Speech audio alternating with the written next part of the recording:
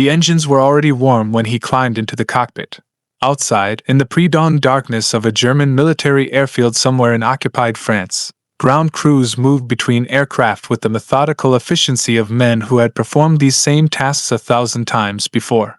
They had no reason to suspect that the man now settling into the pilot's seat of the fully loaded Heinkel bomber was not one of their own. They had no reason to believe that within the hour, this aircraft would be turned against the very city it was designed to defend.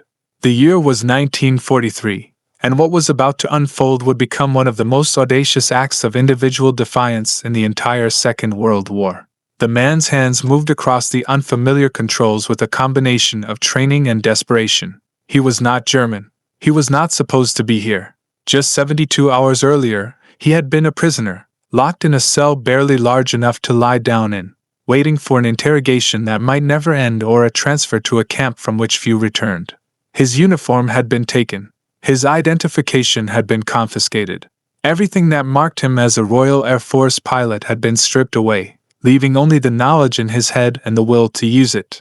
Now, dressed in a stolen Luftwaffe flight suit that fit poorly across the shoulders, he was about to attempt something that defied every logical assessment of survival probability. The escape itself had been a study in patience and observation. Military prisons operate on routine, and routine creates vulnerabilities that a trained mind can exploit. For weeks, he had watched the guards, noting the shift changes, the moments of distraction, the brief windows when attention wavered. He had memorized the layout of the facility from fragments of conversation and glimpses through doorways. He had studied the sounds of the airfield beyond the prison walls, learning to distinguish between the different aircraft engines, understanding the rhythm of operations that governed life on a Luftwaffe base. When the opportunity finally presented itself during a transfer between buildings, he had taken it with the kind of cold precision that combat flying demands. A guard had turned his back for less than 10 seconds. That was enough. Reaching the flight line had required moving through the base as though he belonged there, walking with purpose but not haste, avoiding eye contact but not appearing furtive. The stolen uniform helped, but it was the attitude that sold the deception. Military installations around the world share a common truth. A person who looks like they know where they are going is rarely questioned. He had moved between buildings, across open ground, past checkpoints where guards glanced at him and saw only another pilot heading to his aircraft. The psychological weight of that walk would have broken most men. Every step carried the possibility of recognition, of someone noticing the imperfect fit of the uniform or the absence of proper documentation. Every moment stretched into an eternity of controlled terror. The Heinkel He-111 waiting on the hard stand was not the newest aircraft in the Luftwaffe inventory, but it was serviceable and, more importantly, it was fueled and armed. The bomber had been prepared for a mission scheduled to depart within the hour, its bomb bay loaded with high-explosive ordnance intended for targets in England. The crew assigned to fly it had not yet arrived. They would be completing their final briefing, reviewing maps and coordinates, receiving weather updates and intelligence assessments. They had no way of knowing that their aircraft was already being stolen. Climbing into the cockpit meant entering a machine designed by his enemies, built to rain destruction on his homeland. The instruments were labeled in German, the layout subtly different from the British aircraft he had trained on, but the fundamental principles of flight remained constant regardless of which nation builds the machine. Throttle, mixture, pitch, airspeed, altitude, heading. These are the universal language of aviation, and he spoke it fluently enough to make the attempt. The question was whether fluency would be sufficient when every control movement had to be translated mentally, when every gauge reading required a split-second conversion from one system of measurement to another. Starting the engines without drawing immediate attention required understanding the normal sounds of a base preparing for operations. Engines were already running on other aircraft across the field. Mechanics were testing systems. Pilots were conducting pre-flight checks. One more bomber coming to life would not automatically trigger suspicion, but any deviation from standard procedure might. He moved through the startup sequence with deliberate care, watching the instruments climb toward operational parameters, listening to the engines settle into their rhythm. The vibration traveled through the airframe and into his body, a physical connection to the machine that was now either his escape vehicle or his coffin. The moment of greatest vulnerability was approaching. To take off, he would need to taxi to the runway, position the aircraft, and accelerate down the concrete strip while remaining in full view of the control tower and every other person on the base. There would be radio calls expected, procedures to follow, protocols that governed every movement on a military airfield. He could not simply advance the throttles and hope for the best. That would guarantee interception before he reached flying speed. Instead, he would need to move the bomber as though he had every right to do so, responding to imagined clearances, following an invisible script written by his understanding of German military aviation procedures. The tower would be watching. Controllers would be tracking every aircraft on the field, maintaining the careful choreography that prevents collisions and ensures orderly operations. If he failed to follow the expected pattern, if he took off in the wrong direction or at the wrong time, alarm bells would sound both literally and figuratively. Fighters stationed on the field could be scrambled within minutes. Anti-aircraft batteries surrounding the base could fill the sky with explosive shells. The window for escape was measured not in hours or even minutes, but in seconds that would determine whether he lived or died. He released the brakes and felt the bomber begin to roll. The Heinkel was heavier than the aircraft he had flown in training, its mass loaded with fuel and bombs creating inertia that resisted acceleration and would later resist deceleration just as stubbornly. Steering with the rudder pedals, he guided the machine along the taxiway, maintaining the careful balance between speed and control that characterized all ground operations in heavy aircraft. Around him, other bombers were moving into position, their crews unaware that an enemy pilot was taxiing among them. The surreal nature of the situation must have created a kind of psychological pressure that few human beings ever experience. To be completely alone in hostile territory, surrounded by hundreds of enemy personnel, attempting the impossible while maintaining an outward appearance of routine calm. The runway stretched ahead, longer than it needed to be for an aircraft of this size, a concrete ribbon that represented either freedom or failure. He positioned the Heinkel at the threshold, running through the mental checklist that every pilot develops through repetition. Flight controls free and correct. Instruments reading properly. Engines developing full power. The mathematical calculation of whether the bomber could achieve flying speed before reaching the end of the runway was straightforward enough. But mathematics cannot account for the human factors that influence every takeoff. Hesitation could be fatal. Overconfidence could be equally deadly. The throttles advanced, and the engines responded with a roar that drowned out every other sound. The bomber accelerated, slowly at first as its mass resisted the change, then with increasing speed as aerodynamic forces began to assert themselves. The runway markers passed with growing rapidity.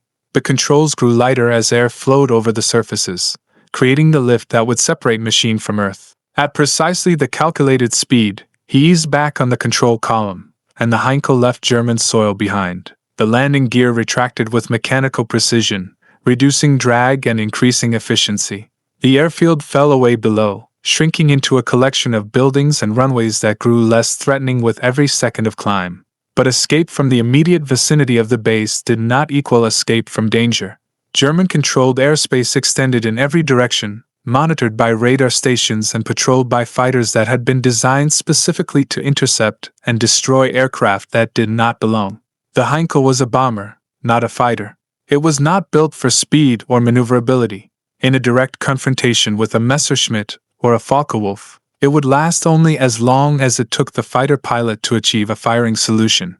Survival would depend on avoiding such confrontations entirely, which meant flying low enough to stay under radar coverage while maintaining enough altitude to clear terrain and obstacles. It meant navigating without the benefit of radio beacons or ground references that a legitimate Luftwaffe crew would take for granted. The original plan, if such a desperate act could be called a plan, had been simple: steal the aircraft and fly it to Allied territory before German defenses could react. Cross the channel at low altitude, identify British coastline, and land at the first suitable airfield before fuel exhaustion or fighter interception made the decision for him. It was a survival calculation, the kind of thinking that focuses entirely on the next hour rather than the broader implications of the action. But somewhere during those first minutes of flight, as the bomber climbed through the morning air and the reality of what he had just accomplished began to penetrate the adrenaline-fueled focus that had carried him this far, a different thought emerged. The bombs were still in the bay, tons of high-explosive ordnance, armed and ready for delivery to British targets. The fuel tanks were full, providing range that extended well beyond what would be required for a simple escape across the channel. The aircraft was fully functional, a weapons system complete and operational. And the route to Berlin, though longer and infinitely more dangerous, was theoretically possible. The idea was insane. It violated every principle of self-preservation. A rational assessment would conclude that attempting to bomb Berlin in a stolen German bomber while flying solo would result in certain death, either from German fighters, from anti-aircraft fire, or from simple pilot error when fatigue and stress degraded decision-making capability below the threshold required for survival. Yet the audacity of the concept carried its own strange logic. German defenses were oriented toward threats from the west and south, toward incoming Allied bomber formations that approached in massive waves requiring coordinated fighter response and concentrated anti-aircraft fire. A single Heinkel bomber approaching from the west, squawking the correct identification codes if such codes could be determined, might penetrate defensive layers that would obliterate an obvious enemy formation. The psychological impact of such an attack, regardless of the physical damage achieved, would be significant. It would demonstrate that Nazi Germany's capital was vulnerable even from within, that the machinery of war could be turned against itself. The decision to turn toward Berlin rather than toward safety was made in the space between heartbeats, a commitment born from calculation and rage and a kind of defiant courage that war sometimes demands from individuals who find themselves in positions where conventional rules no longer apply. The heading changed, the nose of the bomber swinging northeast toward the heart of the Third Reich. The fuel consumption would be borderline catastrophic. The probability of successful weapon delivery followed by escape was virtually zero. But the attempt itself would matter, would send a message that could not be sent through official channels or normal military operations. Flying across occupied Europe in daylight, even in a German aircraft, meant accepting constant risk of identification.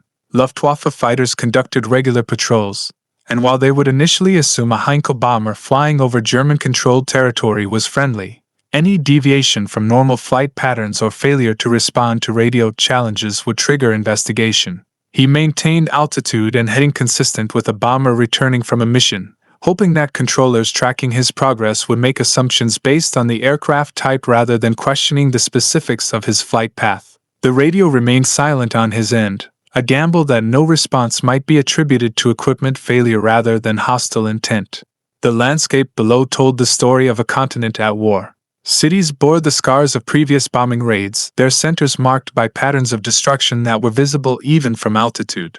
Transportation networks converged on industrial centers that fed the German war machine. Agricultural areas that in peacetime would have been cultivated for food production now served military logistics, their crops destined for Wehrmacht-supplied depots.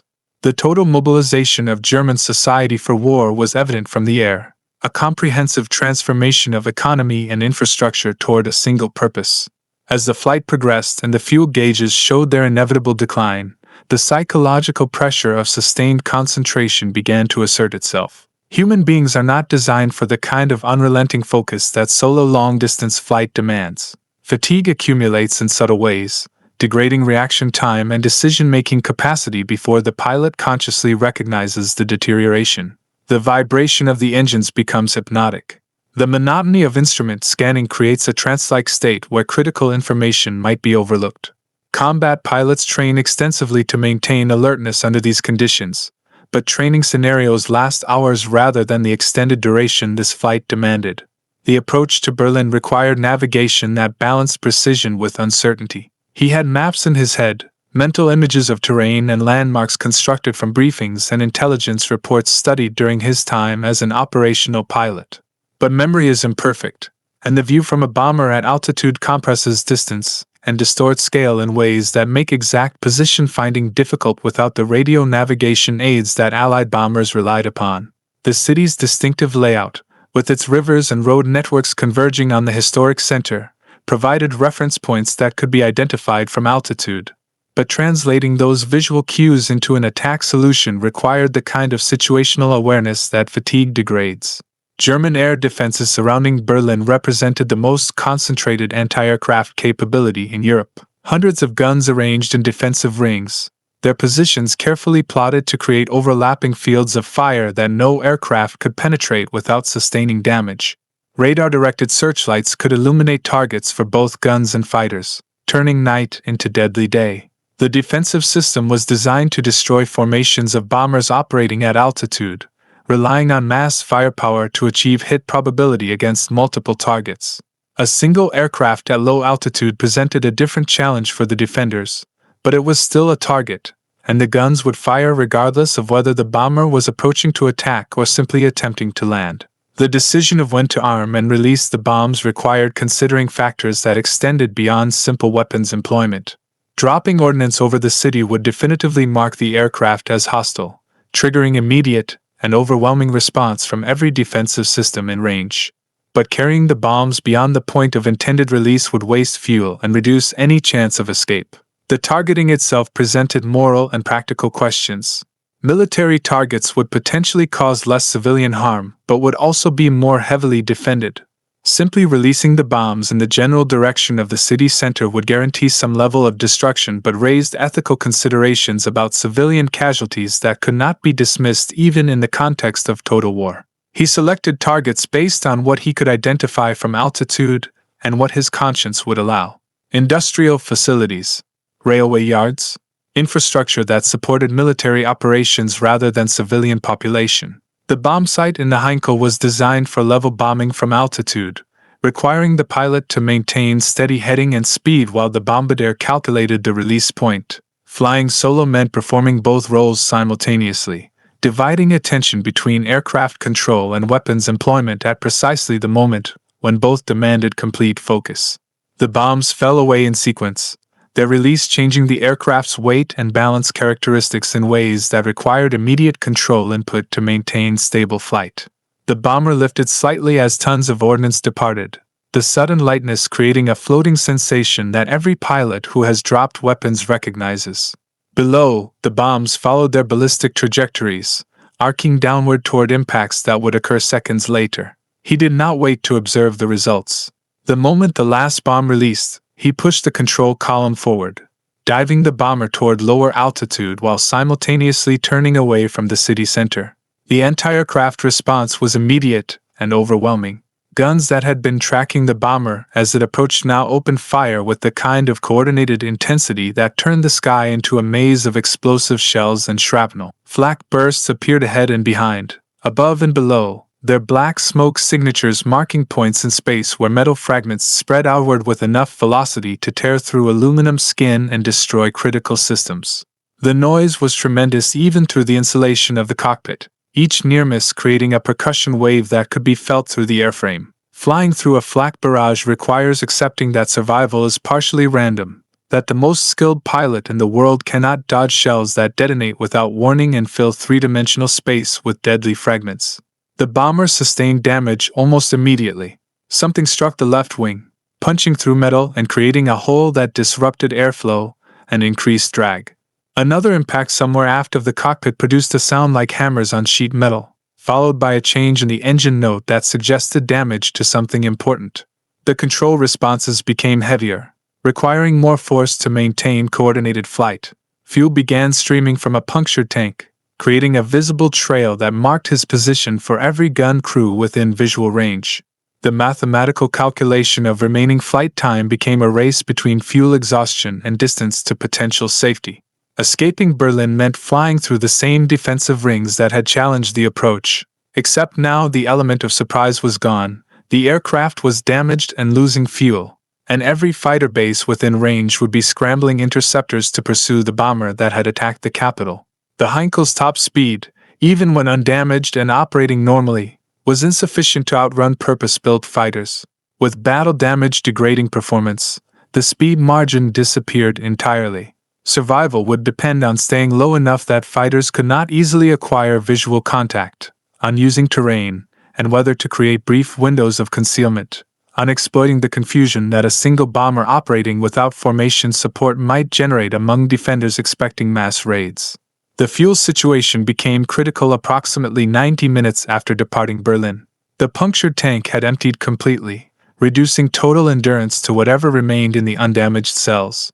The gauges showed levels that would support perhaps another 30 minutes of flight. 40 if engine power was reduced to absolute minimum and altitude was sacrificed to maintain airspeed without burning excess fuel. The geography of occupied Europe meant that 30 minutes of flight time would not carry the bomber to Allied territory. The Channel was still too distant, British coastline beyond the remaining range. Mathematics and physics were delivering their verdict with the cold finality that neither courage nor skill could override. The choice became not whether to crash land but where to attempt it. Controlled flight into terrain while attempting to reach Allied lines would kill him just as certainly as crashing in German-occupied territory, but without the possibility of evading capture if he survived the impact. Finding a suitable forced landing site meant identifying terrain flat enough and clear enough to give the bomber a chance of sliding to a stop without disintegrating, while simultaneously being close enough to reach with remaining fuel. From altitude, fields and roads blend together into patterns that can be deceiving. What appears from above to be smooth ground might conceal ditches or obstacles that would destroy a landing aircraft. He spotted a possible site northwest of his position, an agricultural area with fields that appeared relatively level and clear of major obstructions. The distance was manageable with remaining fuel if he committed immediately, and flew a direct course without deviation. The landing would be gear up to avoid the risk of the undercarriage collapsing on rough ground, which meant the bomber would slide on its belly across whatever surface he selected. The technique required touching down at minimum controllable airspeed while maintaining enough control authority to keep the wings level, then managing the uncontrolled deceleration as friction and impact with ground features scrubbed away velocity. The final approach was flown on fumes, the engines coughing intermittently as fuel flow became sporadic. He lined up on the selected field, configuring the aircraft for landing while accepting that standard procedures designed for paved runways would need to be adapted for an agricultural crash site. The airspeed bled off as the bomber descended, passing through the threshold where aerodynamic control becomes marginal and any error in judgment results in stall and uncontrolled impact. The wheels remained retracted, the belly of the fuselage becoming the first point of contact with Earth. The impact was violent despite his best efforts at controlled touchdown. The Heinkel struck the ground and immediately began breaking apart, metal tearing and components separating as the structure encountered forces it was never designed to withstand. The forward momentum carried the disintegrating bomber across the field in a grinding slide that threw him against the restraint harness hard enough to cause injury. Dirt and debris filled the air as the wreckage plowed through soil and vegetation. Something exploded aft of the cockpit, possibly a fuel vapor ignition, adding fire to the chaos of the crash. The motion continued for seconds that felt like hours, each moment bringing the possibility of catastrophic structural failure that would turn the cockpit into a crush zone. When the motion finally stopped, he was alive. Injured, certainly, with pain radiating from multiple impact points where his body had struck the interior of the cockpit despite the restraints, but conscious and functional enough to recognize that remaining in the wreckage was suicide. Aircraft fires consumed fuel and materials with terrifying speed, creating temperatures that incinerate everything within reach. He released the harness with hands that seemed distant and difficult to control, evidence of shock beginning to assert itself. The cockpit canopy had shattered during the impact, providing an exit route that otherwise might have been blocked. Climbing out of the destroyed bomber required moving through pain and past the part of his mind that wanted to simply stop, to rest, to surrender to the overwhelming fatigue that follows extreme stress. He dragged himself clear of the wreckage and then kept moving, putting distance between himself and the fire that was now consuming what remained of the Heinkel. Behind him, ammunition began cooking off in the heat, small arms rounds and cannon shells detonating with sharp cracks that punctuated the deeper roar of the fuel fire. The field was not empty. He saw them approaching even as he tried to orient himself, tried to determine which direction offered any possibility of evasion. Civilians mostly, farmers and local residents drawn by the crash and the fire. But among them were also soldiers, Wehrmacht personnel who had responded to reports of an aircraft down. He had no weapon, no means of resistance. The stolen Luftwaffe uniform that had enabled his infiltration of the airbase now marked him as something worse than an enemy combatant. He was a spy, an infiltrator, someone who had violated the supposed rules of warfare by operating in enemy uniform. The Geneva Convention offered no protection for such cases. Summary execution was not merely possible but likely. Yet when the soldiers reached him, weapons raised and voices shouting commands in German, what followed was not immediate violence but confusion. The officer in charge seemed uncertain about exactly what he was dealing with, whether this was a Luftwaffe pilot who had crashed after sustaining damage over target, or something else entirely. The language barrier created additional delay, time measured in seconds and minutes during which the situation could evolve in different directions. He identified himself in broken German, claiming to be a British pilot, attempting to assert prisoner of war status before the situation could degrade into something worse. The interrogation that followed over subsequent hours and days would attempt to extract every detail of his impossible flight. Intelligence officers struggled to believe the account he provided, finding it difficult to accept that a single individual had stolen a bomber from a secure airbase, flown it to Berlin, delivered ordnance against the capital, and nearly escaped despite overwhelming enemy response. The wreckage of the Heinkel told part of the story, its identity confirming that a bomber assigned to the base had indeed been lost under circumstances that defied explanation. The damage to Berlin, though limited in scale compared to mass raids conducted by Allied bomber formations, provided additional evidence that something extraordinary had occurred. The German military response to the incident revealed an organization struggling to understand how such a catastrophic security failure could have happened. Investigations focused on the airbase, on the procedures that had allowed a prisoner to escape, and then commandeer an armed bomber without triggering alarm until it was too late to prevent the attack. Officers were relieved of command. Guard units were reassigned. Protocols were revised to prevent repetition of the failure. But the fundamental vulnerability remained unchanged. Military bases operate on trust and routine, assuming that personnel in uniform are authorized to be present and to perform the functions associated with their rank and position. Questioning every individual, verifying every movement, would create gridlock that would cripple operations. The balance between security and efficiency can never fully eliminate risk. For the Allied intelligence community, the incident provided confirmation of something they had long suspected but rarely saw demonstrated with such clarity. Individual initiative, properly applied at the right moment, could achieve results far beyond what formal planning and massive resource allocation might accomplish. A single man with specific knowledge and sufficient determination had penetrated German defenses, struck a blow against the enemy capital, and survived to report what he had seen. The propaganda value alone was significant, demonstrating that Nazi Germany's heartland was vulnerable despite the defensive systems designed to protect it. The pilot's ultimate fate would be determined by factors beyond his control, by the specific camp he was sent to and the guards assigned to watch him, by whether the German military chose to treat him as a prisoner of war entitled to Geneva Convention protections or as a spy subject to harsher measures. The historical record becomes unclear at this point, different sources providing conflicting accounts of what happened after his capture. Some reports suggest he survived the war and returned home after liberation. Others indicate he was executed within weeks of the incident. The uncertainty itself speaks to the chaos that characterized prisoner management as the war progressed and German resources became increasingly strained. What remains undisputed is the flight itself, the impossible journey that transformed a desperate escape attempt into one of the war's most audacious individual actions. The psychological weight of that achievement, the knowledge that he had struck back against the machinery that held him captive, would have provided a form of consolation regardless of what followed. In the vast machinery of total war, where individual human beings become statistics and their actions disappear into the broader narrative of campaigns and strategies, moments like this stand out as reminders that wars are ultimately fought by people making choices under impossible circumstances. The calculation he made in that cockpit, the decision to turn toward Berlin rather than toward safety, represented a rejection of simple survival in favor of striking a blow that would matter beyond his own fate. Whether that choice was wisdom or madness depends entirely on which values we use to evaluate it, and history has never been particularly good at making such determinations with confidence.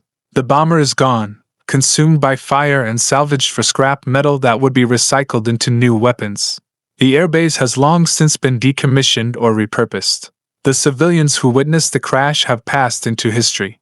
But the story persists because it speaks to something fundamental about human nature under pressure, about the capacity for individual action even in circumstances designed to eliminate individual agency. Every military organization in history has struggled with the same tension between control and initiative, between creating systems that ensure compliance and allowing individuals the freedom to make decisions that deviate from doctrine when circumstances demand it. This incident represents the extreme edge of that tension, a case where one person's initiative created effects that reverberated through the entire defensive system of a nation at war. The distance between prisoner and pilot, between captivity and freedom, measured out in the few hours of that flight, collapsed the boundaries that supposedly separate the possible from the impossible. The fuel that powered the engines has long since burned away, but the energy of that defiant gesture continues to resonate across the decades. A reminder that the human capacity for courage and audacity does not require permission from authority or validation from institutions. It requires only the will to act when the moment presents itself, and the acceptance of whatever consequences may follow.